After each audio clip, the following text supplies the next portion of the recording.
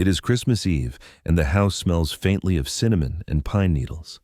Yet the warmth I once associated with this night feels like a stranger now.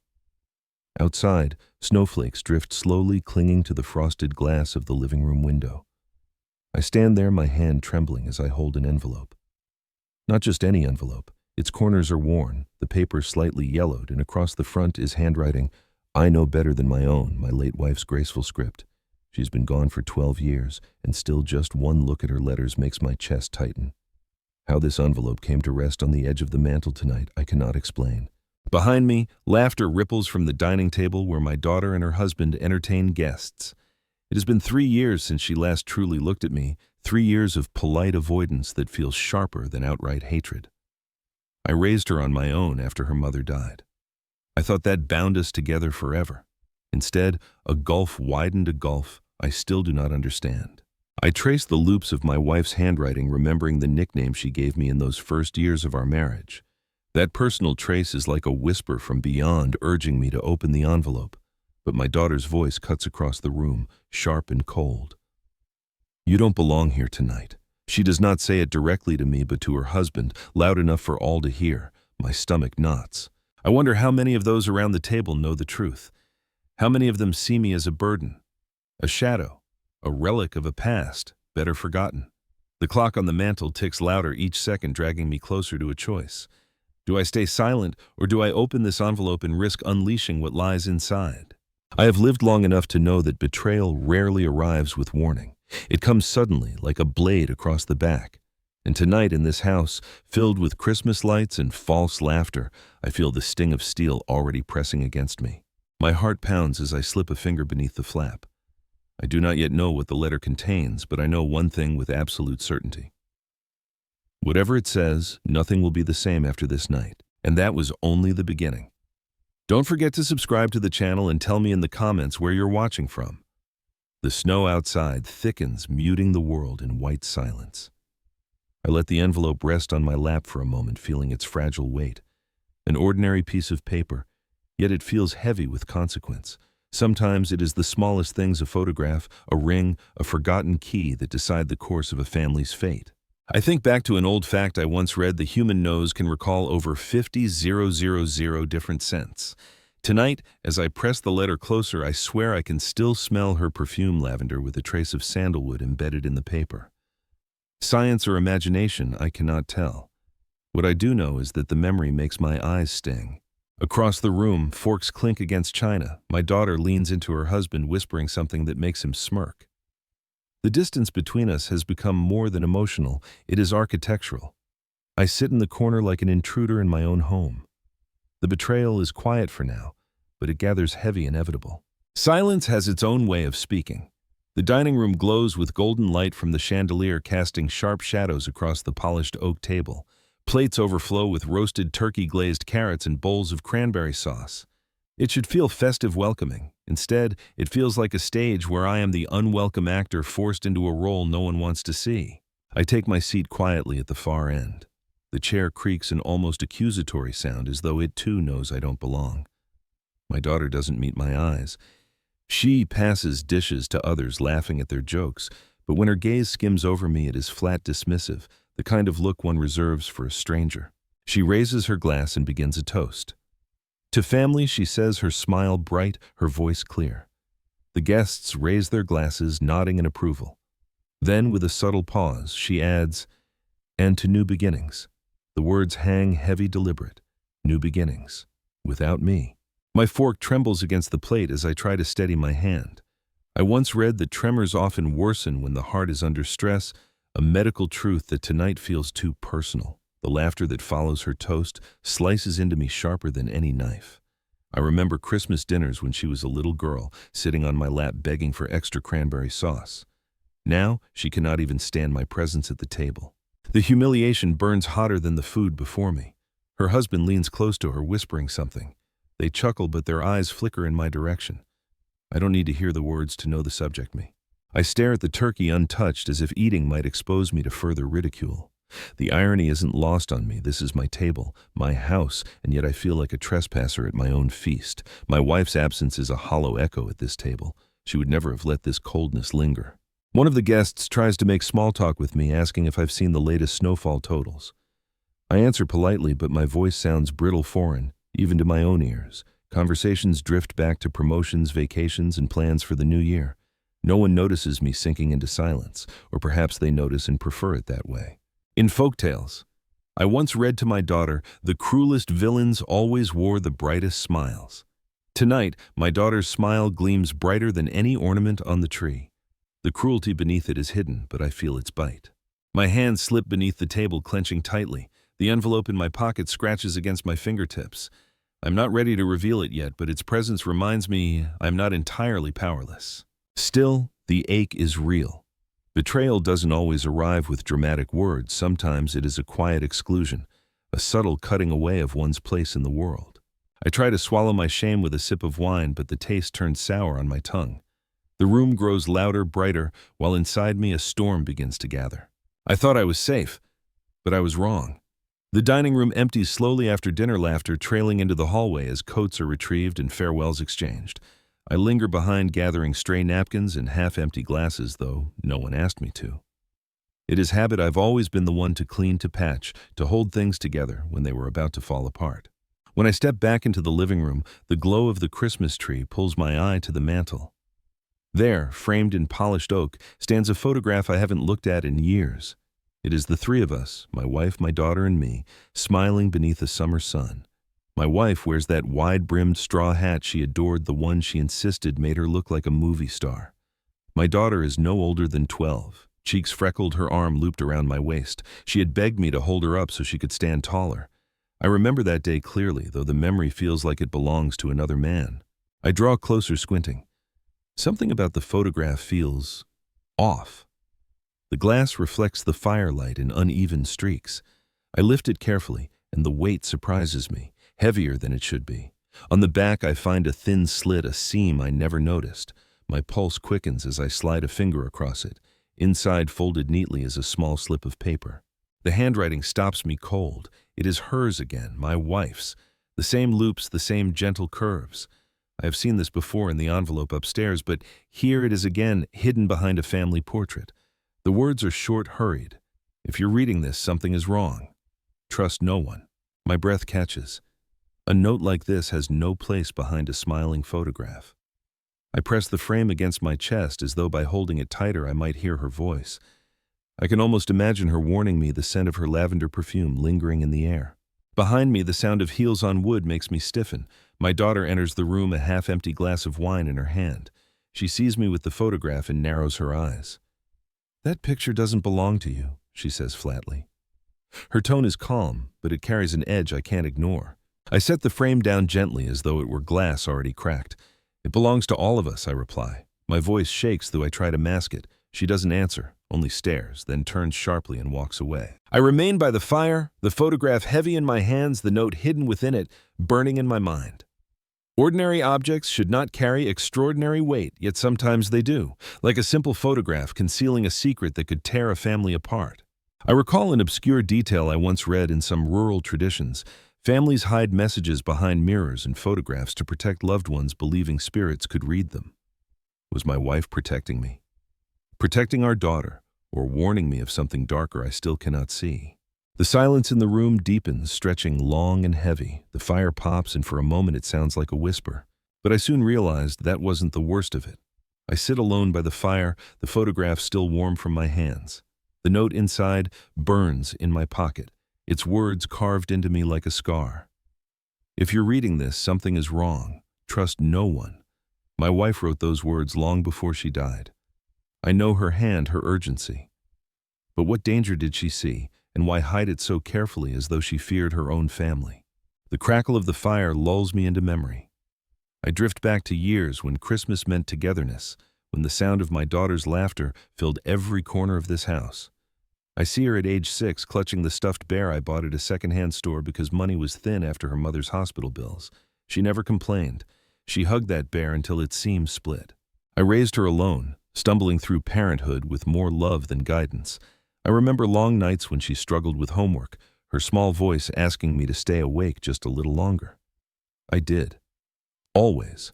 I told myself those sacrifices were a foundation she would stand on one day with pride. But life does not keep receipts for love given. It erases, forgets, and sometimes twists devotion into resentment. Somewhere along the years, my daughter's warmth toward me turned brittle. I do not know when the shift happened. Perhaps it was the day she married, perhaps even earlier. But the echo of those sacrifices now rings hollow in this house, where I am treated as a guest in my own life. A log collapses in the fire, scattering sparks. The room brightens for a moment, then settles again into shadow.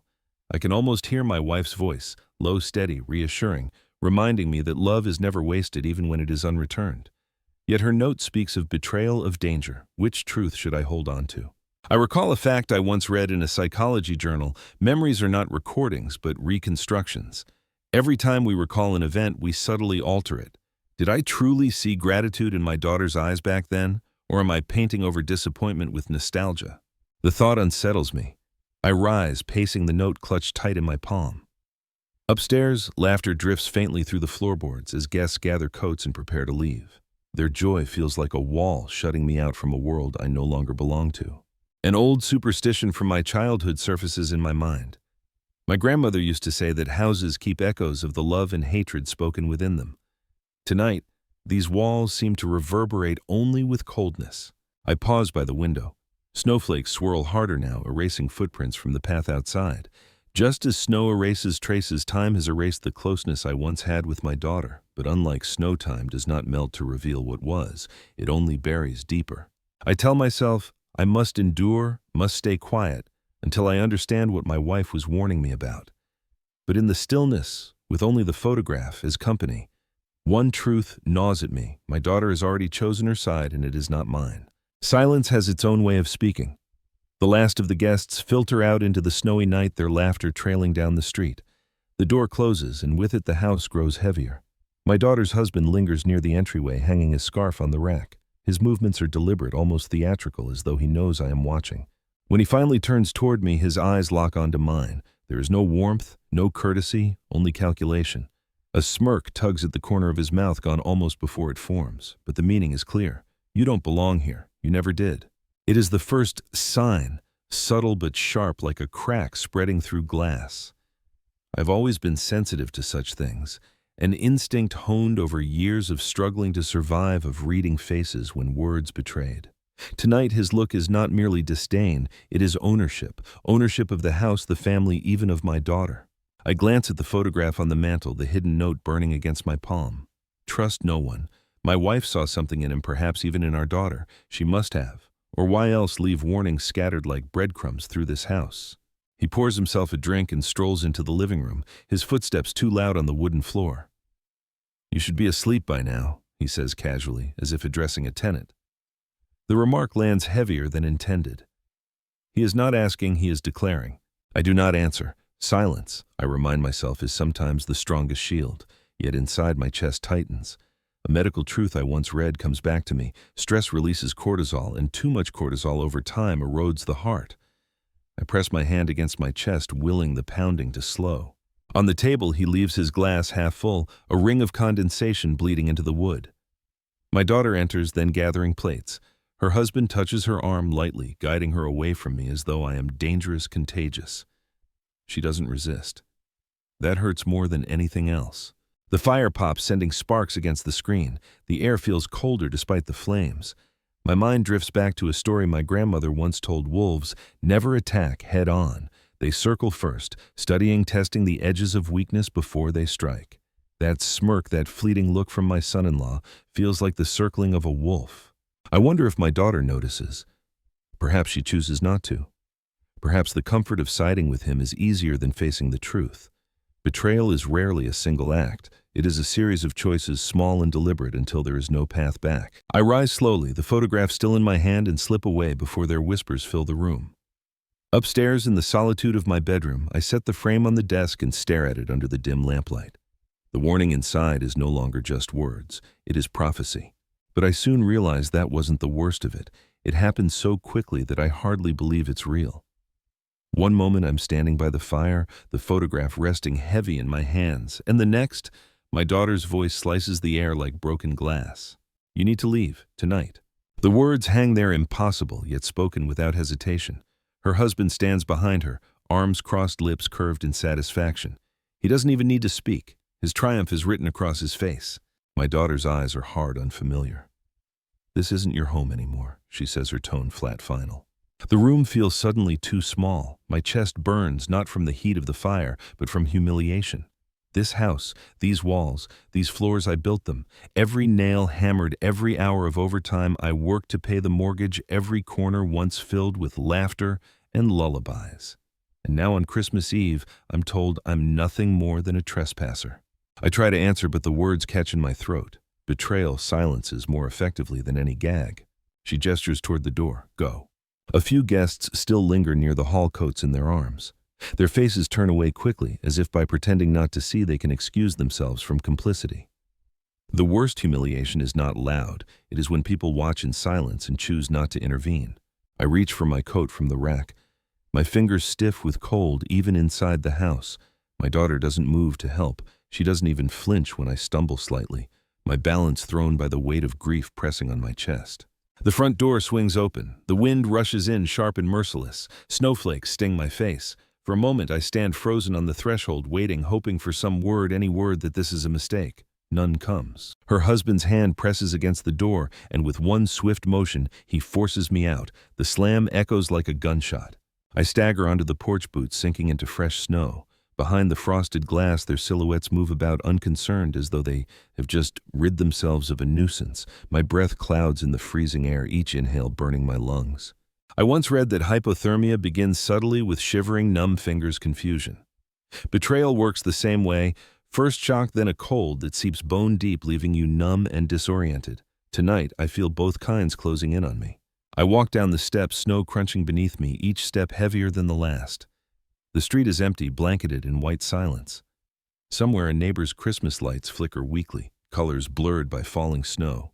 In some cultures, being cast out of one's home on a holiday is considered the gravest omen, a sign that fortune has turned against you. That thought gnaws at me as I stand shivering in the snow, clutching the envelope and the photograph like lifelines. My daughter's voice still echoes in my ears, cold, final, merciless. I thought I had already felt the worst pain a parent could endure when I buried my wife. But standing here banished from my own home, I realize there are many ways to be buried alive.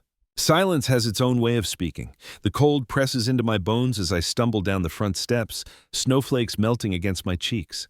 I grip the railing for balance, though. Each step feels like a collapse. The night is silent, except for the muffled sound of carolers. A few blocks away, their voices carried faintly on the wind. A cruel irony, songs of joy and belonging echo while I stand exiled on Christmas Eve.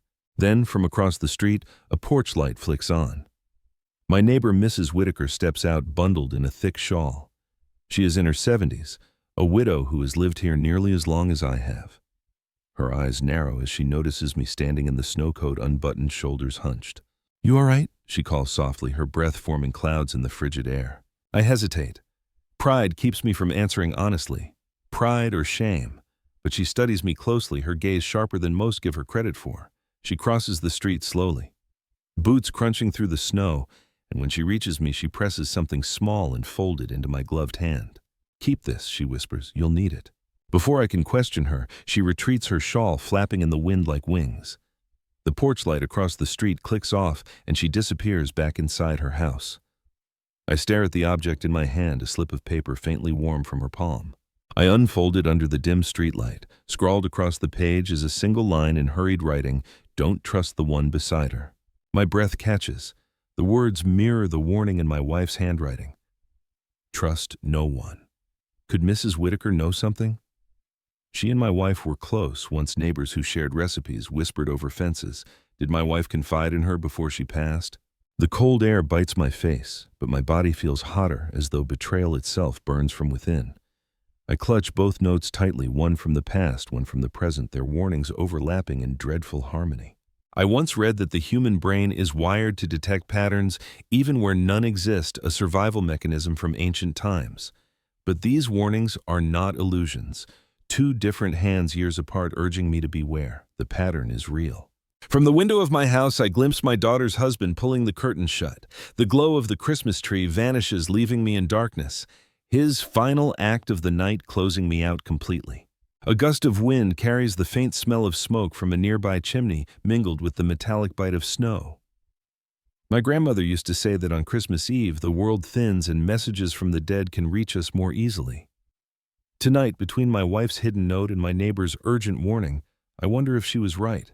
I fold the paper carefully, tucking it with the photograph in envelope.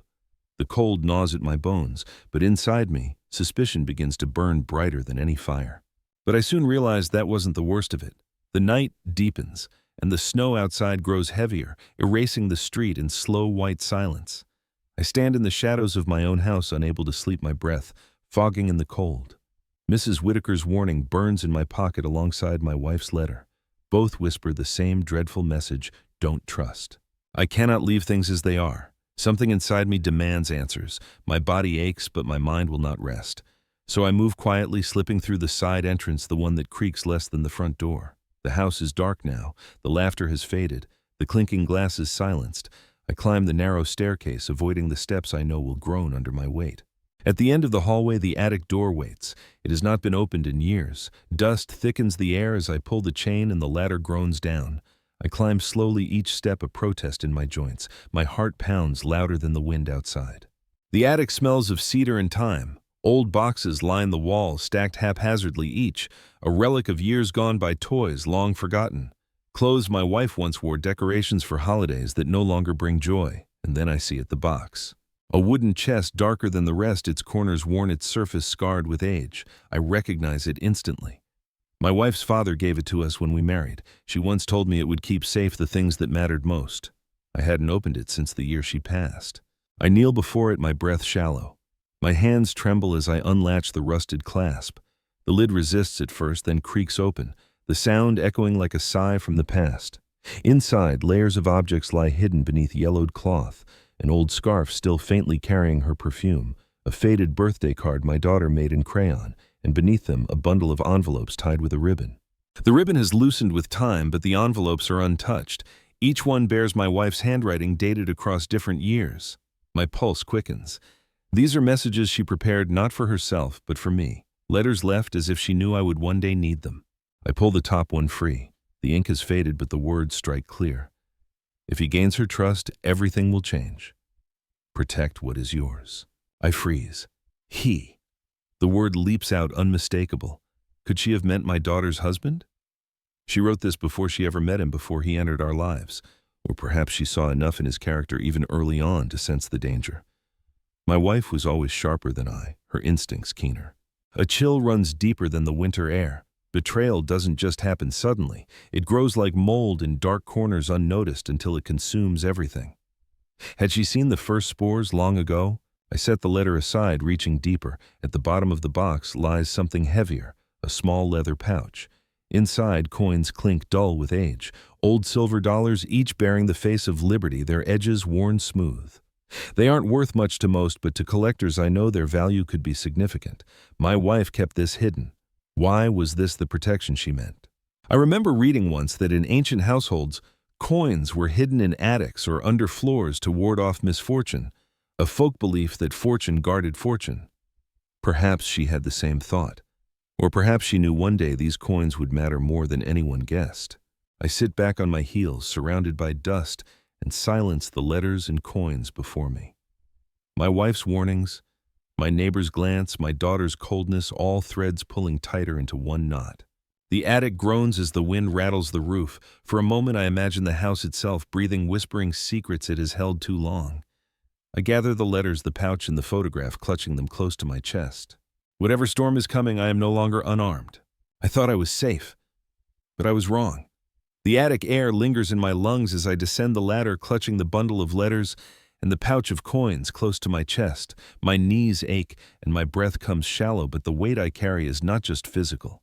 It is history, warning, and prophecy all at once. I sit at the desk in my room, the lamplight casting a soft halo over the envelopes. Dust clings to the paper edges, the faint scent of lavender rising as I untie the ribbon. My wife's presence feels closer than she has in years. I open the second letter. The ink is steadier, written with care rather than haste. If you ever doubt her, remember what you've given. But if he turns her heart against you, trust your eyes. The words strike deep.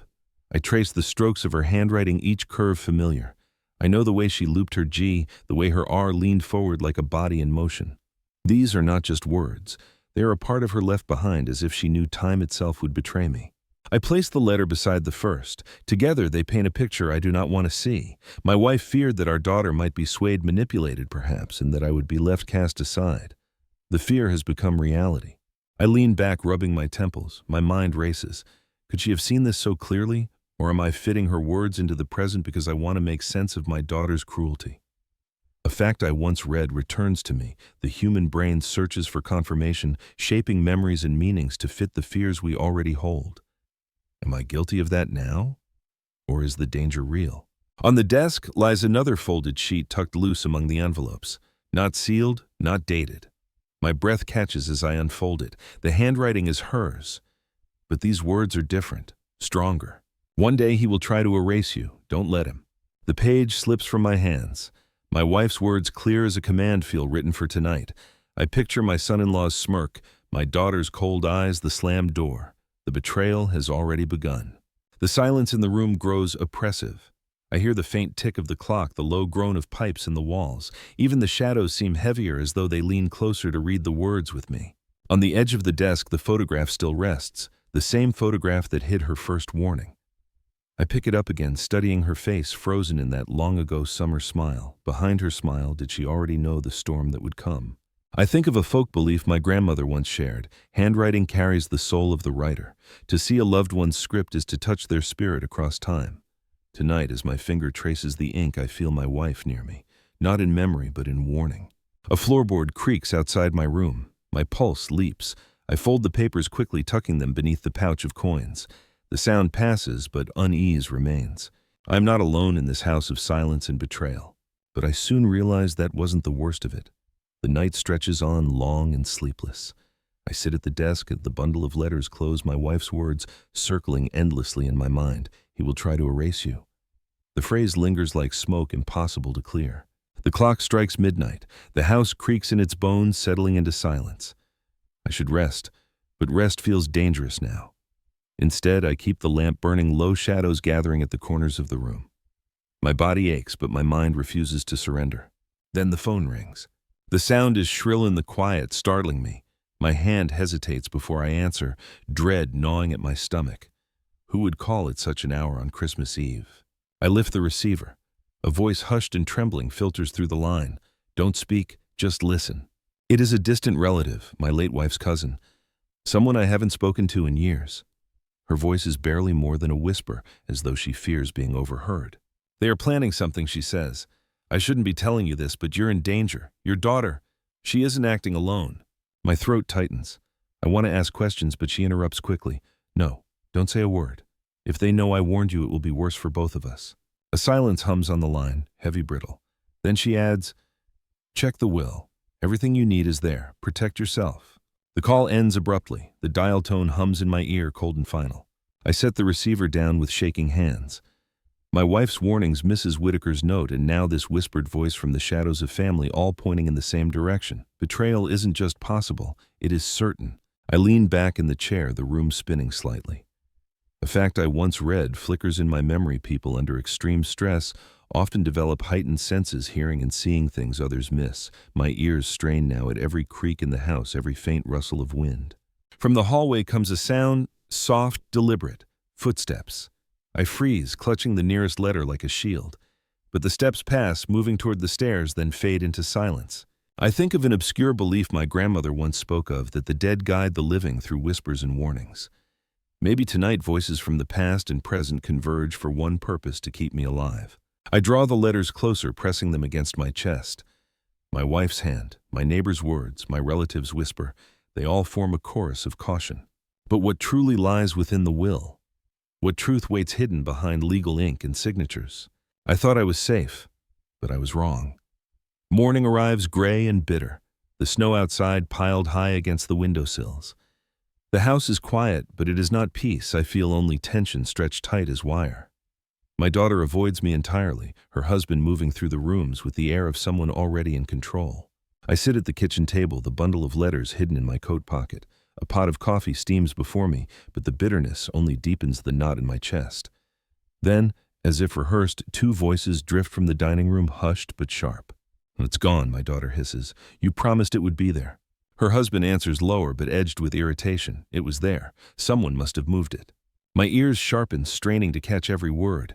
"Do you think he—" she begins, but the rest fades as they step further away. "Gone. Moved. He—" I know exactly what they mean. Money. Something hidden, something they expected to find.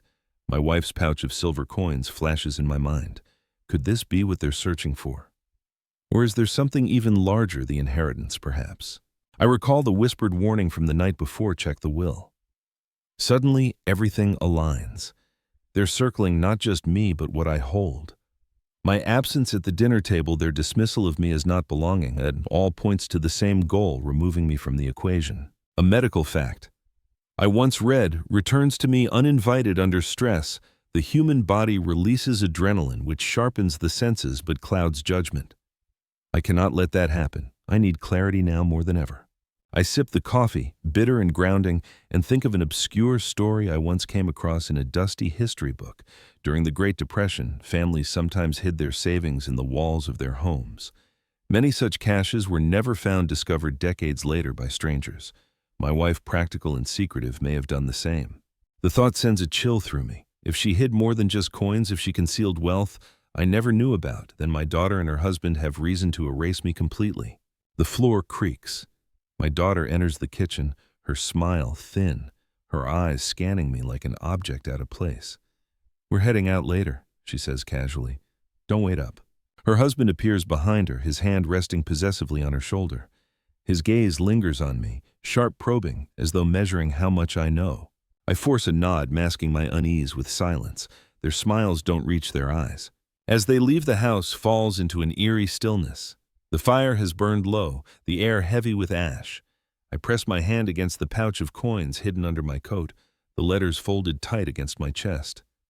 They are waiting for me to disappear. But I will not vanish so easily. Silence has its own way of speaking. That evening, the house fills again with voices. Friends of my daughter and her husband arrive, shaking snow from their coats, their laughter echoing down the hall. Glasses clink, music plays softly, and I retreat to the edge of the living room, watching from the shadows. My daughter stands at the center, radiant in her holiday dress, smiling as though nothing in the world is amiss. She moves through the crowd with practiced grace, pouring wine, touching arms, leaning close to whisper. Her husband stays near her side, his hand never far from hers, a performance of unity and power. Eventually, the chatter stills as he raises a glass. To new beginnings, he says, his smile sharp, to leaving the past behind and building a future worth remembering. The guests cheer, glasses rise, and laughter swells. I lift mine slowly, though my hand trembles.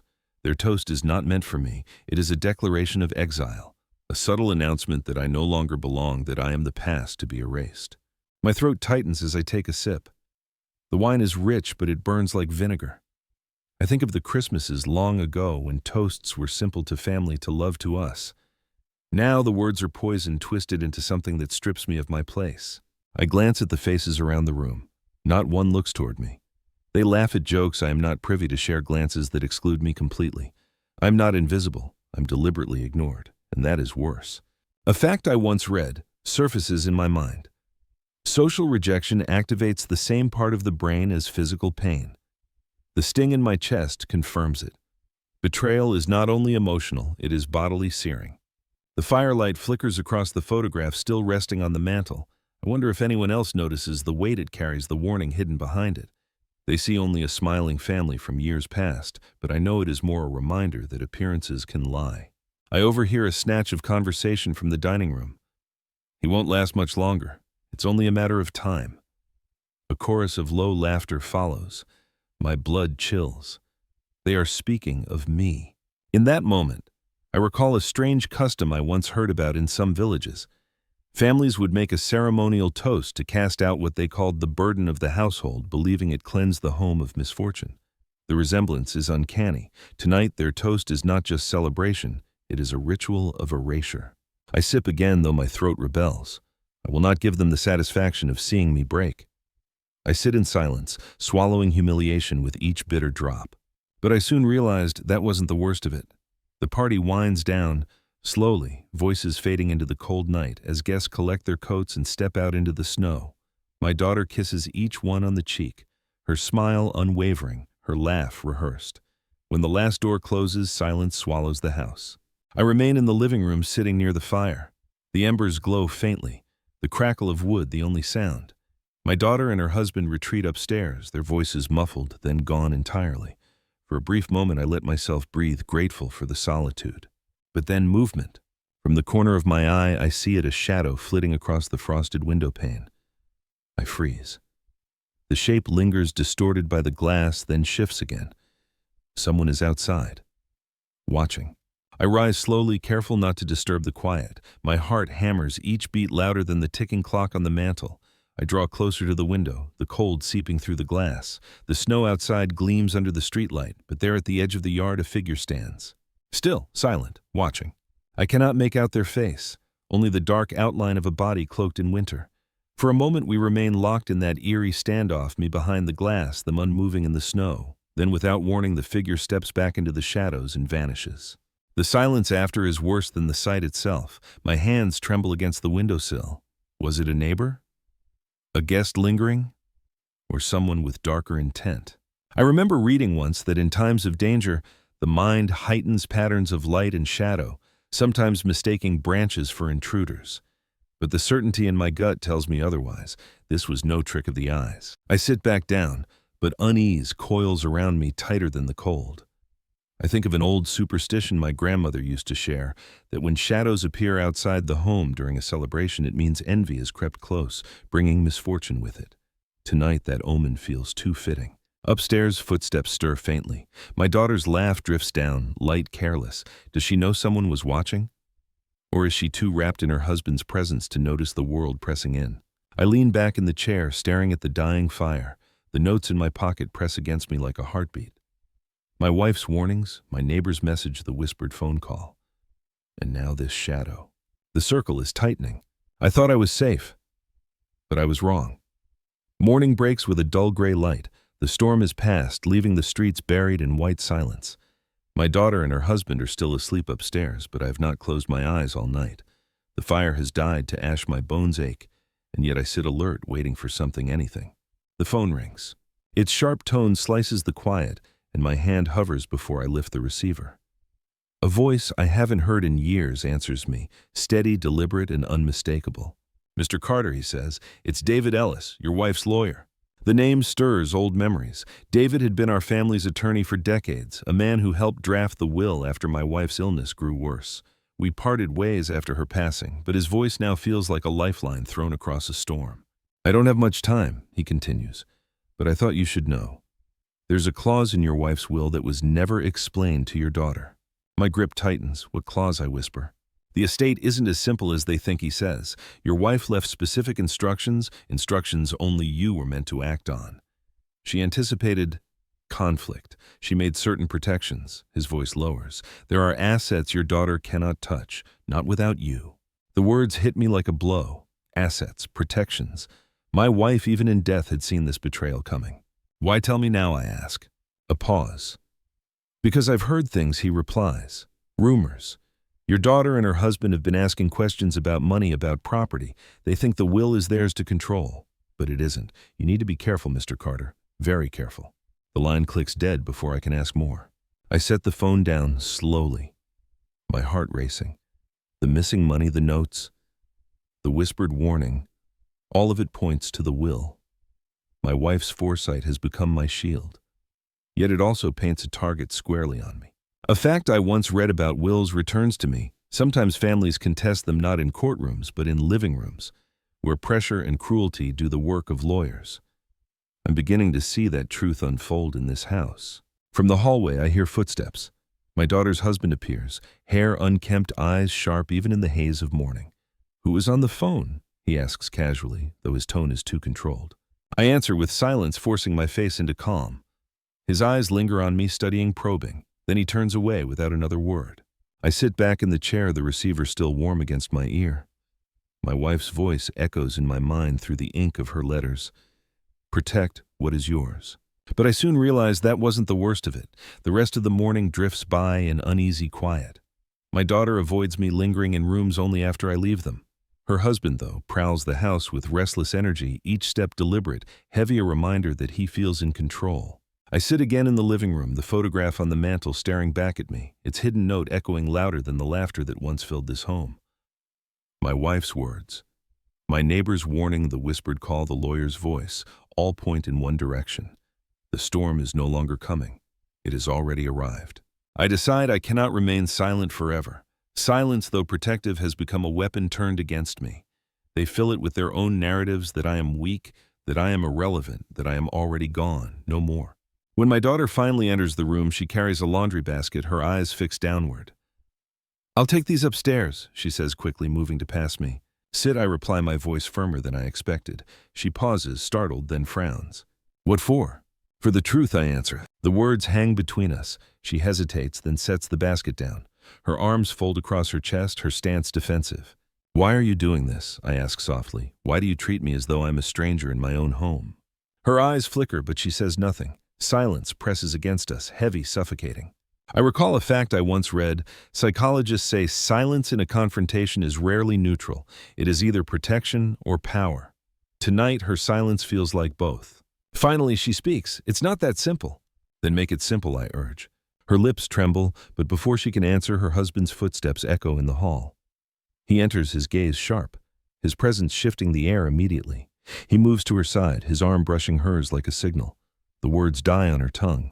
"I was asking her a question," I say evenly. His smirk widens, and I was answering it for her. The arrogance in his tone makes my blood boil, but I hold steady. "You've convinced her to push me out, but you should know she isn't the only one with family." For the first time, his smirk falters, just slightly. I press on. "People are watching, people who know more than you think, and this house still remembers whose name is written on it." The silence that follows is sharper than any shouted argument. My daughter glances nervously between us, caught in the gravity of two worlds. I lean back, letting the silence stretch. Sometimes silence does not mean surrender. Sometimes it is the sharpest blade of all. But I soon realized that wasn't the worst of it.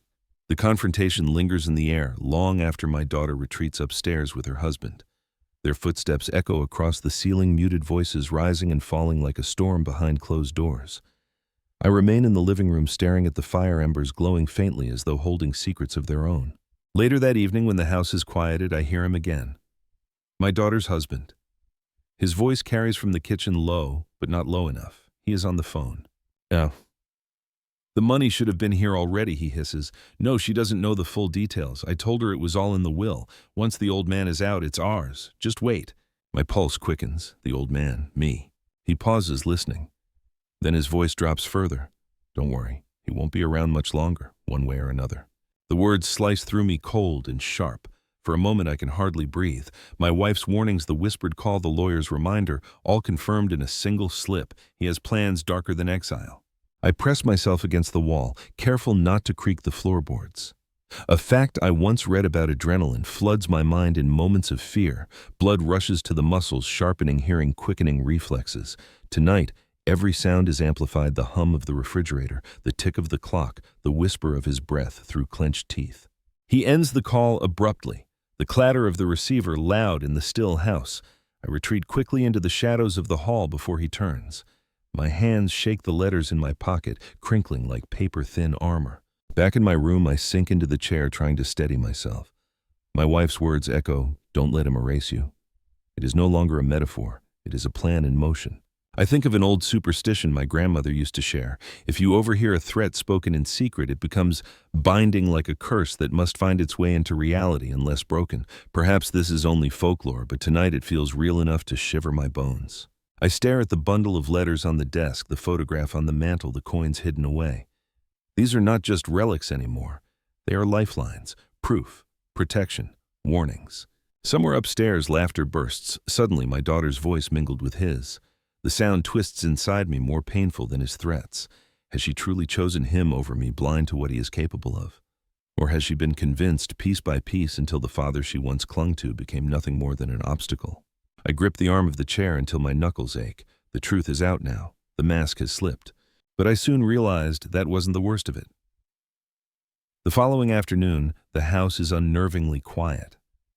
My daughter moves through the rooms like a ghost, silent, distant. Her husband has gone out, leaving behind a trace of cologne that clings to the hallway. I linger in the living room, mind restless eyes flicking off into the letters hidden in my pocket. I should lock them away, but something in me resists. They are my last connection to my wife, my final defense against betrayal. I take them out again, reading and rereading her words until they blur together. Trust no one. Protect what is yours. He will try to erase you. My grip tightens on one particular page, the most direct of all. I tell myself to fold it back into the stack, but before I can, a soft gasp startles me. I look up. She is there, my daughter, standing in the doorway, eyes wide, fixed on the letter in my hand. "What is that?" she asks, her voice sharp. I hesitate too long. In 2 quick steps, she crosses the room, snatching the paper before I can stop her. Her eyes skim the words, her lips parting as she reads. The blood drains from her face. It is the letter with the sentence that cannot be mistaken. "One day he will try to erase you. Don't let him." Her hands tremble as she clutches the page. "Who wrote this?" I swallow hard. "Your mother." She stares at me, stunned. "That's impossible. She's been gone for years." "She left them for me," I reply. My voice steadies, though my heart hammers. She knew. She saw this coming. Every word is in her hand. Her lips move as though she wants to deny it, but the handwriting is undeniable. She knows it as well as I do. She spent her childhood watching her mother write notes for school letters, tucked in lunchboxes, lists on the fridge. Her knees weaken and she lowers herself into the chair opposite me, the letter trembling between her fingers. Her silence is heavier than any argument. I recall a fact I once read: the human mind struggles to process contradictions, and when faced with proof that upends belief, it either breaks or bends. Tonight, I see my daughter bending, her certainty splintering under the weight of her mother's words. Finally, she whispers, "He told me you were dangerous, that you'd lost your mind." Her voice falters. "But this doesn't lie." Tears sting my eyes, but I force them back. "I have never been your enemy," I say softly, "but he has, and now you know." She presses the letter to her chest, her face pale, her breath uneven. Her world has cracked, and in the silence that follows, I see the first fragile thread of truth beginning to stitch itself back together.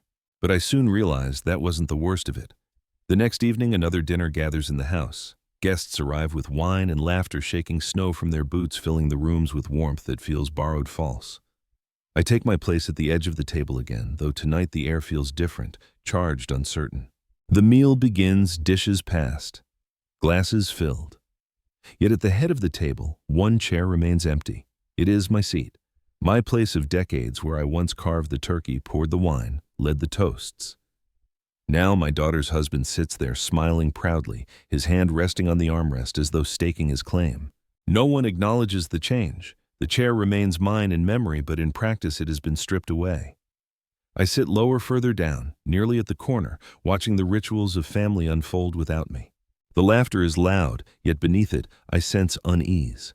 My daughter glances at me often, her face pale since she found her mother's letter. She speaks less, her words faltering, her smile fragile. Her husband notices, his eyes narrow, suspicion brewing like a storm. As glasses rise for a toast, my gaze locks on the empty chair. It is not truly empty, of course. He fills it with his presence, but to me it remains vacant, hollow, wrong. It feels as though my wife herself should be seated there, reminding us of love, of togetherness. Instead, the chair becomes a symbol of absence, of betrayal, of what has been stolen. A fact I once read comes to mind: in some cultures, families deliberately leave an empty chair at the holiday table to honor those who have passed. Tonight, mine is left as a mockery, not for remembrance, but for erasure. Forks clink against plates, stories are shared, jokes exchanged. I remain silent, staring at that chair, the ghost of my wife beside it, the echo of my past self, sitting proudly where I no longer belong. The silence inside me grows so heavy it drowns out the laughter. My daughter's hand trembles as she lifts her glass. She knows now. She knows what her mother foresaw, yet she does not speak, not here, not now. Fear locks her lips. I sip my wine, bitter as ash. The chair at the head of the table is not just furniture, it is a throne, and tonight the wrong man wears the crown. But I soon realized that wasn't the worst of it. The morning after that hollow dinner, I walked through the neighborhood to clear my mind. Snow crunches beneath my boots, the air crisp and sharp. Neighbors shovel their driveways, wave politely, but I notice something else: glances that linger, whispers exchanged when they think I am not listening. Mrs. Whitaker greets me at her gate, Her shawl is pulled tight, her breath fogging in the cold. Word is spreading, she murmurs, leaning closer. They're saying the house might not be theirs after all. People talk, you know. They always do. Her eyes pierce me, and I realize the truth. My daughter's betrayal has become public knowledge. Rumors travel faster than wind in a small community. Already the whispers carry questions of who really owns the home, of who holds the will, of whether my son-in-law has been too eager in his claim. I thank her quietly and continue down the street, but the murmurs follow. At the grocer's, two women whisper behind the fruit stand. At the post office, a man nods at me knowingly, as if I carry a secret he half understands. The truth once hidden in letters and shadows has begun to seep into the open air. A fact I once read surfaces. Psychologists say gossip is not just idle talk. It is a way communities enforce justice, spreading reputations like wildfire. What was once a private humiliation is now a public spectacle. When I return home, I see the effect immediately. My son-in-law stands on the porch, phone pressed to his ear, voice raised. His words spill sharp into the winter air. "It's under control. Don't believe everything you hear." His eyes dart to me, narrowing with fury. Inside, my daughter sits at the table, pale and withdrawn. She does not join his conversation, does not meet his gaze. The letter she found still lingers in her memory. I see it in her silence. The walls of the house seem thinner now, unable to contain the pressure. Betrayal is no longer confined to these rooms. It has spilled into the street, into the mouths of neighbors, into the echo of every passing glance. I think of a folk belief my grandmother once told me: secrets once spoken aloud grow wings. They cannot be caged again. Tonight I feel those wings beating all around me. The storm is no longer mine alone. It belongs to the whole neighborhood now. But I soon realized that wasn't the worst of it. By late afternoon, the tension in the house has grown unbearable. My daughter hovers restlessly in the kitchen, while her husband paces like a caged wolf, his phone never leaving his hand. Every few minutes he storms outside to make hushed calls, his voice sharp against the cold air, then returns with eyes that cut through me like blades. And then the sound of tires crunching on snow. A car pulls into the driveway, dark, modest, familiar. When the door opens, I see him, David Ellis, the old family lawyer.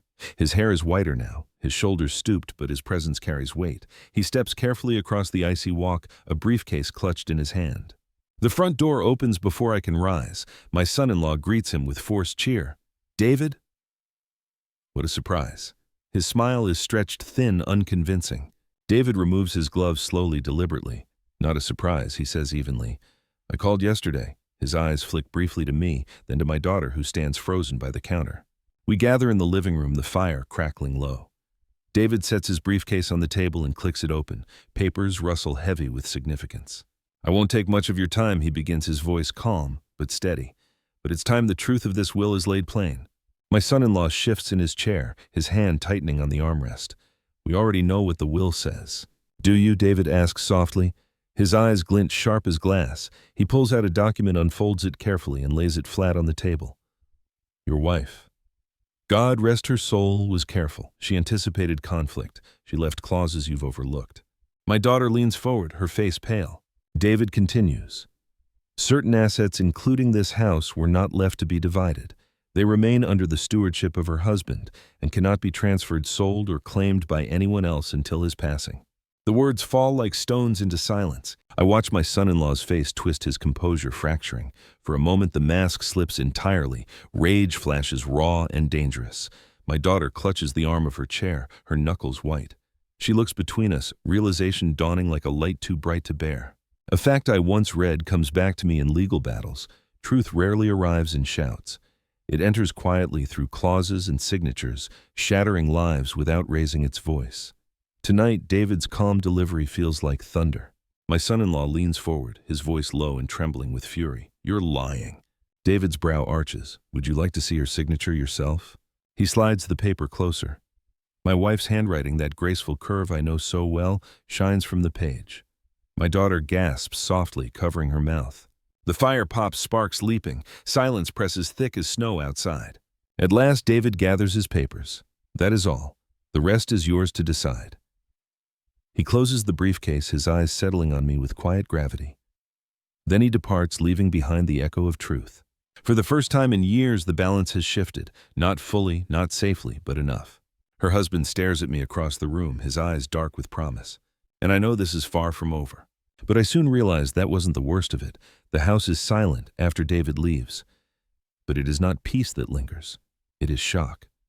My daughter remains seated at the table, her eyes fixed on the document he laid down.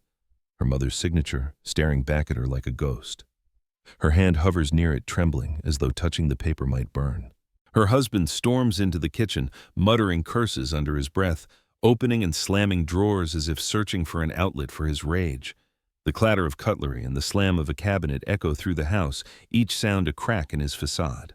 I remain in the living room, the fire dwindling to embers. My daughter finally lifts her gaze to me. For the first time in years, her eyes are stripped of defiance. They are wide, frightened. "He told me. You had nothing," she whispers, "that everything was ours once you were gone." Her voice breaks on the last word. She clutches the letter I had shown her earlier, her mother's warning. Her face drains of color, her breath quickens. She looks at the signature again, at the undeniable proof, and in that moment the lie she has lived under crumbles to dust. I say nothing. Words are not needed. Truth speaks loudest in silence. She rises suddenly, stumbling back a step. "I didn't know," she insists, her voice cracking. I swear I didn't know. Her husband storms back, in his eyes wild. "Don't listen to him," he snaps, pointing at me. "He's twisting everything. The will means nothing without control. And I control this house." But she does not look at him. Her gaze stays locked on me, pale and shaken. A fact I once read about human behavior comes to mind when people encounter undeniable proof that contradicts what they believe. Their faces often betray the shift. Before their words do pupils dilating, skin flushing, or paling. Tonight I see it clearly. Her face, drained of all color, tells me her loyalty is broken free of his grip. Her husband sees it too. His jaw clenches, his hand tightening into a fist at his side.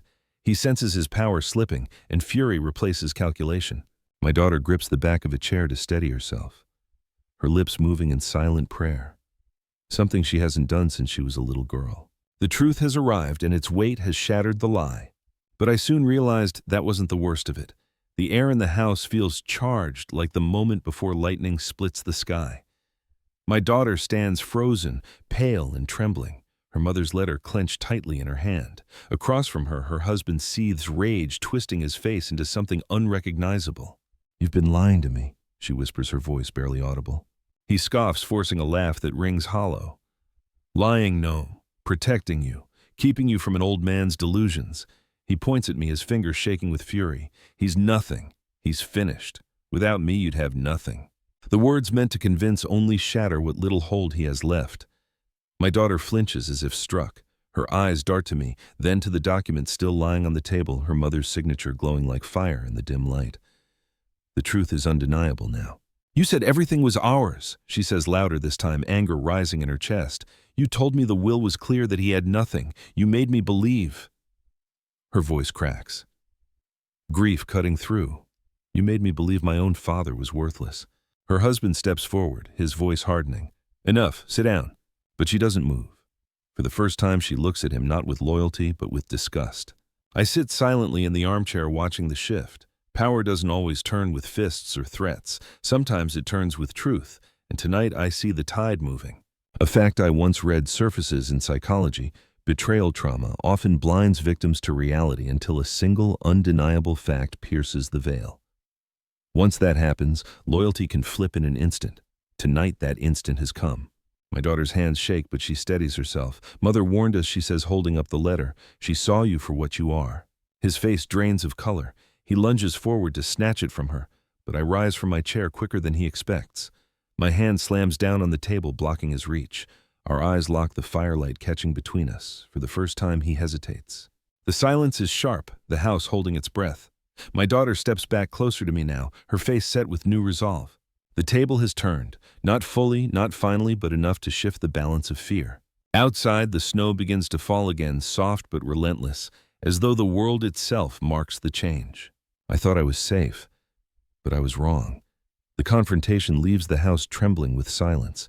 My daughter stands near me, her hands clutching the letter, her eyes still wet but steady now.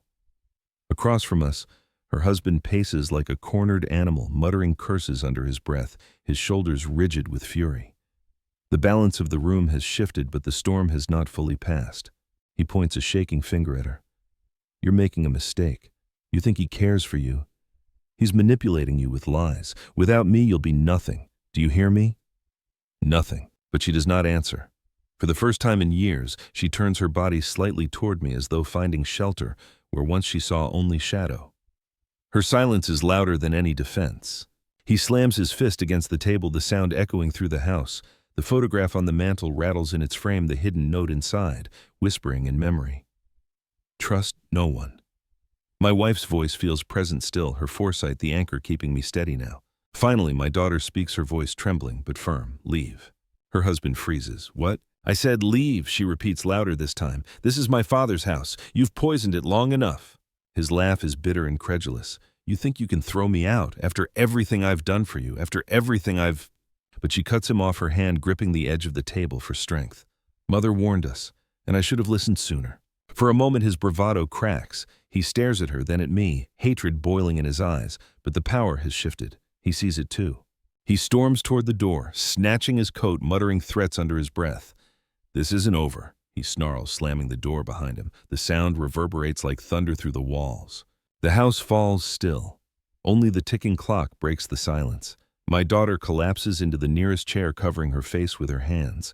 Her sobs come soft at first, then harder, the sound of years of guilt and confusion breaking free. I move closer, but carefully unsure if my presence will comfort or wound. She lifts her head, finally eyes, red voice raw. I was so blind. I let him turn me against you. I let him convince me you were nothing. And now, her voice cracks, now I've almost lost you. I place my hand gently on hers. You haven't lost me, not yet. A fact I once read comes to mind: reconciliation after betrayal is fragile, like glass mended with gold in the Japanese art of kintsugi. The cracks remain visible, but they become part of the story, not the end of it. Tonight in this house, scarred by betrayal, I feel the first thread of repair beginning. Fragile, trembling, but real. The fire crackles softly, the snow falls outside, and for the first time in years I do not feel entirely alone. But I soon realize that wasn't the worst of it. The snow continues to fall, covering the world outside in a white hush. The house is quieter than it has been in years. My daughter sits across from me, her face pale and streaked with tears, but softer now, humbled. Her husband is gone, his shadow lingering like a stain, yet the air feels lighter without him. I sit by the fire, staring into the flames. Christmas Eve began with betrayal, humiliation, and exile into the snow. Yet it ends with truth uncovered, with secrets unearthed, with masks torn away. My wife's voice, preserved in ink and paper, has guided me through the darkness. Her foresight has proven sharper than any blade. My daughter finally speaks, her voice quiet but sincere. I can't undo what I said or what I let happen. But if you let me, I want to make it right. I nod slowly. The wound is deep, but the effort is real. Forgiveness, I remind myself, is not an instant gift. It is a journey. Tonight is only the first step. The empty chair at the head of the table still stands in the dining room, a silent reminder of what has been lost. But now it feels different. Not a symbol of erasure, but of endurance, proof that though they tried to take my place, I remain. A fact I once read returns to me in some cultures. The winter solstice is not just the longest night, but also the turning point toward light. Christmas, too, is meant to carry that promise. Tonight, I choose to believe it. I glance at the photograph on the mantel, my wife's smile frozen in summer sunlight. You were right, I whisper, but I'm still here. My daughter looks up, hearing the words. Her lips tremble into the faintest smile. For the first time in years, I see the little girl she once was, the child who once clung to me, who once believed her father was the whole world. The firelight flickers, casting the room in warmth. The house, scarred by betrayal, begins to feel like a home again. Not perfect, not healed, but alive. I sit back, listening to the quiet. It is a different Christmas than I ever imagined, one marked not by gifts or feasts, but by truth loss and the fragile spark of reconciliation. And perhaps that is enough. Thank you for staying with me through this story. If it touched you, please subscribe and continue with the next story in the playlist.